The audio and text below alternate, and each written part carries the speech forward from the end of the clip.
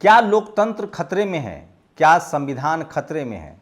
क्या अमित शाह और मोदी की जो ये टीम है, जिसको गुजरात मॉडल कहते हैं, क्या ये कॉन्स्पिरेसी की सरकार है? क्या बड़े बड़े राज दफन हैं और क्या वो राज एक एक करके खुलेंगे? जी हाँ, खबर आ रही है, केपी मलिक देश के सबसे सीनियर पत्रकारों में से एक हैं, उपराष्ट्रपति के करीबी भी रहे हैं। उन्होंने एक सनसनीखेज खुलासा किया है जो उन्होंने बाकायदा अपने एक्स अकाउंट पर लिखा है। धनखड़ साहब का मीडिया में जिस तरह से उनका कैरेक्टर असैसिनेशन किया जा रहा है, चरित्र हनन किया जा रहा है कि धनखड़ बड़े होटलों में रुकते थे, वो बड़ा प्लेन मांगते थे, वो मसाज करवाते थे। इन सब के बीच खबर आ रही है कि धनखड़ कोई बड़ा खुलासा करने वाले हैं, जिसके बाद सरकार की बत्ती गुल हो गई है। और एक बड़ा केंद्रीय मंत्री धनखड़ साहब के अब आगे पीछे कर रहा है कि आप मुंह बंद रखें। कई ऐसे नेता इससे पहले इस तरह की बातें कह चुके हैं। सोचिए, महाराष्ट्र के एक नेता ने कहा था, जो बीजेपी का नेता था, कि अगर किसी की हैसियत है तो वो मुझे हटा के दिखाए, मैं सबकी पोल पट्टी खोल दूंगा। क्या नरेंद्र मोदी योगी आदित्यनाथ पर इसीलिए भारी नहीं पड़ रहे हैं क्योंकि वो भी बार बार धमकी देते रहते हैं कि मैं पोल पट्टी खोल दूंगा? और क्या धनखड़ क्या खुलासा करने वाले हैं? याद कीजिए, पहली बार नहीं इस सरकार में, इससे पहले 4 जजों ने प्रेस कॉन्फ्रेंस की थी सुप्रीम कोर्ट के परिसर में और कहा था कि लोकतंत्र की हत्या हो रही है, जजों पर दबाव बनाया जा रहा है। सवाल है कि धनखड़ का इस्तीफा आनन फानन में क्यों लिया गया? कई तरह के सवाल है। कहा जा रहा है कि धनखड़ पर दबाव था, धनखड़ ने कुछ फैसले लिए जो उनका विशेषाधिकार था। धनखड़ उपराष्ट्रपति थे। उपराष्ट्रपति जो होता है वो पदेन सभापति होता है राज्यसभा का, और उसके अधिकार क्षेत्र में होता है कि वो किसी, चाहे वो वर्मा वाला जस्टिस वर्मा का मामला हो या ऑपरेशन सिंदूर का मामला, वो बहस की परमिशन दे सकते हैं। अब आप इसी से अंदाजा लगा सकते हैं कि क्या नरेंद्र मोदी की सरकार में, चाहे राष्ट्रपति हो, चाहे उपराष्ट्रपति हो, चाहे चुनाव आयोग हो, चाहे ईडी हो, ये सब क्या सरकार के इशारे पर काम कर रहे हैं? तो सवाल है कि तमाम संवैधानिक संस्थाओं का क्या होगा? यहीं से सबसे बड़ा सवाल होता है। आनन फानन में धनखड़ का घर खाली करवाया जा रहा है।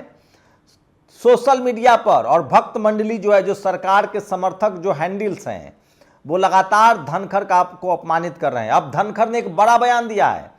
उन्होंने कहा है कि मीडिया को सत्ता का चाटुकार नहीं होना चाहिए।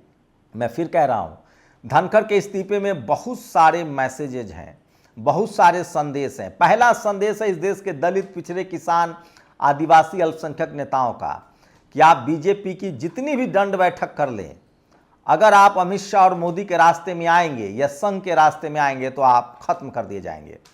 वहीं केपी मलिक ने एक और खुलासा किया है कि संघ और तलवार के, मोदी के बीच तलवारें खींची हुई है। आज मोहन भागवत जो किसी संवैधानिक पद पर नहीं है, गाड़ियों का लाव लश्कर है। सवाल है कि ये सुविधा क्यों? और मैं फिर कह रहा हूं, नरेंद्र मोदी तो चुनाव जीत कर आते हैं, ये आरएसएस क्या है? ये कैसे सरकार चला रही है? बिहार में देखा था, नीतीश कुमार के एक मंत्री, उन्होंने कहा था कि मेरे दामाद की भर्ती आरएसएस कोटा से हुई है। तो क्या college, university, media, judiciary, bureaucracy, business, इन सब जगह पर संघियों का कब्जा हो गया है? राहुल गांधी इसको लेकर लगातार बयान देते रहे हैं, लालू प्रसाद यादव लगातार इसको लेकर बयान देते रहे। तो क्या इस देश के तमाम संवैधानिक संस्थाओं पर संघ के लोग काबिज हैं और अगर संघ के ही मन मुताबिक काम न हो तो उनको हटा दिया जाता है?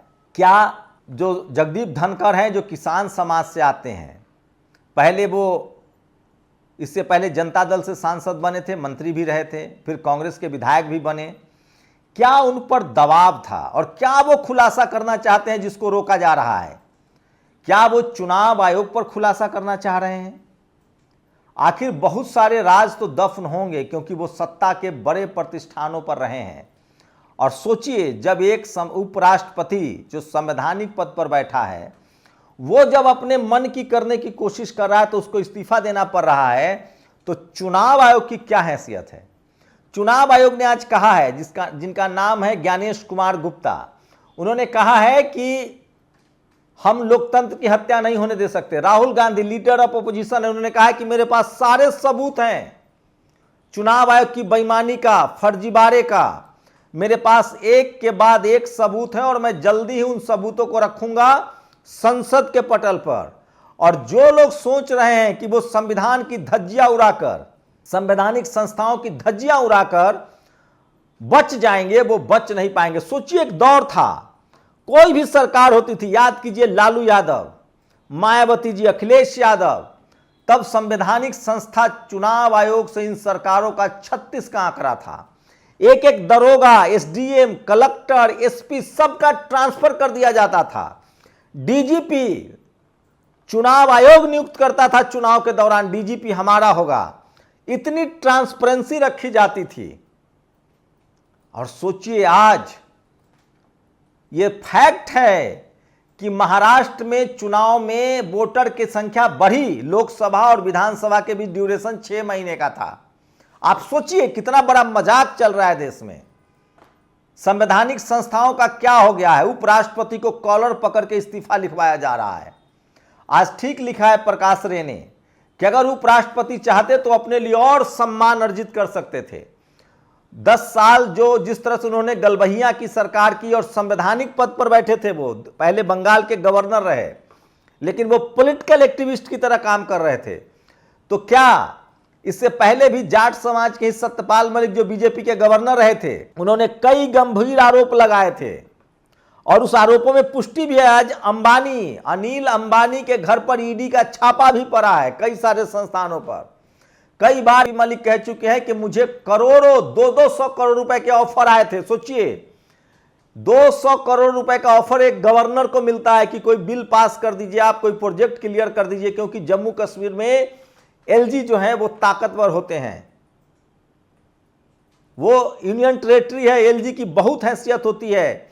वो जब गवर्नर थे, वहां राज्यपाल थे, तो उन्होंने खुद कहा कि मुझे 200 करोड़ रुपए के ऑफर आए थे और मैंने प्रधानमंत्री को चिट्ठी लिखी थी, बदले में मेरा ट्रांसफर कर दिया गया अलग, उसके बाद उनको पद से हटा दिया गया। तो सवाल है कि जगदीप धनखड़ पूर्व उपराष्ट्रपति कौन सा खुलासा करने वाले हैं जिसको रोका जा रहा है? सरकार सख्ते में, मुझे लगता है कि जिस अंदाज में जगदीप धनखड़ से इस्तीफा लिया गया है, देर सवेर वो कोई बड़ा विस्फोट कर सकते हैं, बड़ा खुलासा कर सकते हैं। क्या होगा वो खुलासा? ईवीएम को लेकर हो सकता है, चुनाव आयोग को लेकर हो सकता है। सोचिए, राहुल गांधी ने कहा है कि मेरे पास सबूत हैं चुनाव आयोग की धांधली का। और उससे भी बड़ा सवाल, आप सोचिए, कॉमन सेंस की बात है, महाराष्ट्र में 6 महीने के अंदर 40 लाख वोटर नए बढ़ जाते हैं। लोकसभा में जितने वोटर थे उससे 40 लाख वोटर बढ़ गए। हरियाणा छोटा राज्य, वहां वोटर 30 लाख बढ़ गए। दिल्ली उससे भी छोटा राज्य, वहां भी वोटर बढ़ गए। मध्य प्रदेश में 60 लाख नए वोटर आ गए थे और बिहार में प्रजनन दर कम है। मतलब लोकसभा और विधानसभा चुनाव के दौरान 1 साल की गैप है। बिहार की आबादी सोचिए, वहां कह रहे हैं कि वहां वोट घट जाएंगे। क्या आपको बेईमानी की आहट नहीं आ रही है?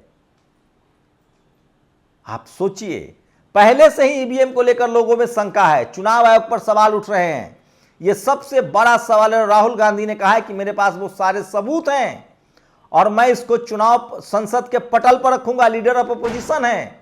और साथ ही राहुल गांधी ने कहा है कि जो लोग, याद रहे, जो लोग संवैधानिक पदों पर बैठकर संवैधानिक धज्जियां उड़ा रहे हैं संविधान की, उनको बख्शा नहीं जाएगा अगर सरकार बदलती है तो। सुप्रीम कोर्ट के चीफ जस्टिस ऑफ इंडिया ने, भले एक मनुवादी मीडिया आपको न दिखाए, सुप्रीम कोर्ट के चीफ जस्टिस ऑफ इंडिया ने कहा था कि हमें पता है ईडी कैसे काम कर रहा है।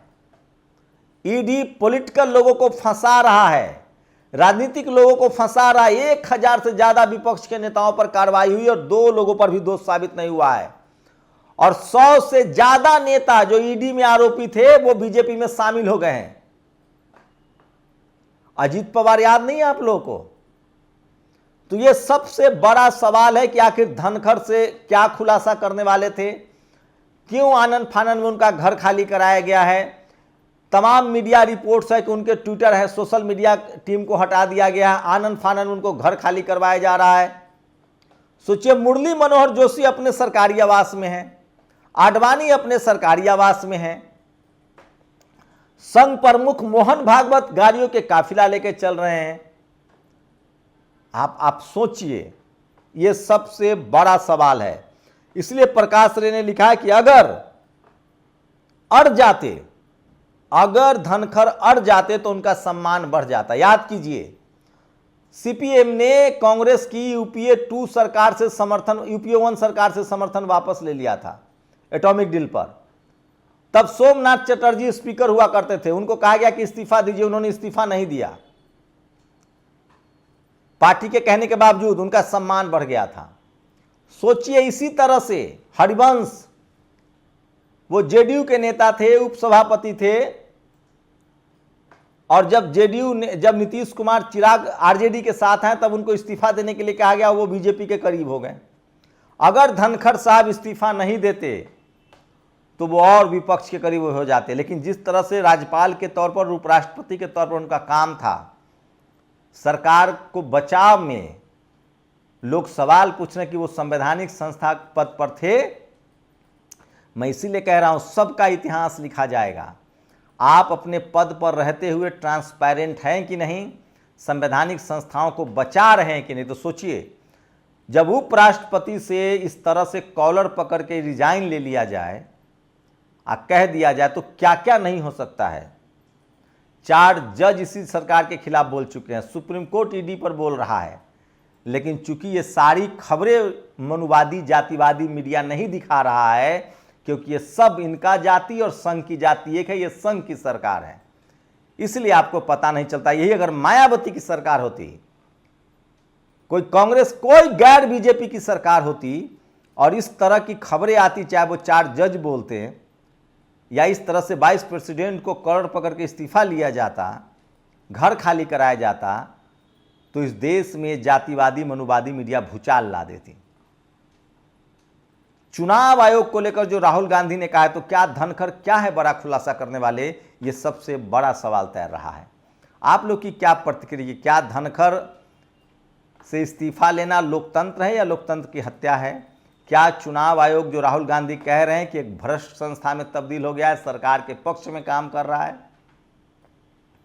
और तेजस्वी यादव ने बड़ा खुलासा किया, उन्होंने कहा है कि अगर सब कुछ पहले से ही तय है तो बिहार में वो बात कर रहे हैं अपने गठबंधन से, और वो चुनाव का बहिष्कार कर सकते हैं।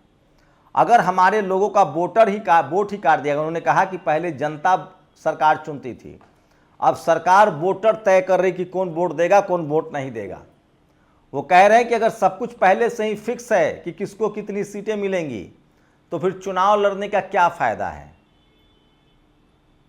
और सोचिए, चुनाव आयोग के पहले एक शायरी कहते थे, अब कह रहे हैं कि हम लोकतंत्र की हत्या नहीं होने दे सकते हैं।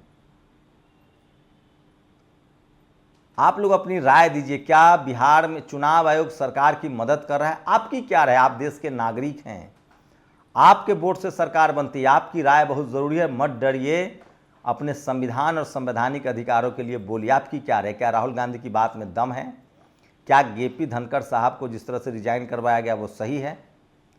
ये सबसे बड़ा सवाल है। शुक्रिया। दस्तक की आपसे गुजारिश है कि अगर इसको बचाना चाहते हैं तो नेशनल दस्तक को सब्सक्राइब करने के लिए रेड कलर के सब्सक्राइब बटन को दबाएं, फिर बेल आइकन की घंटी दबाएं। नेशनल दस्तक को बचाने के लिए बहुत जरूरी है कि हर खबर को शेयर करें, लाइक करें, कमेंट जरूर करें।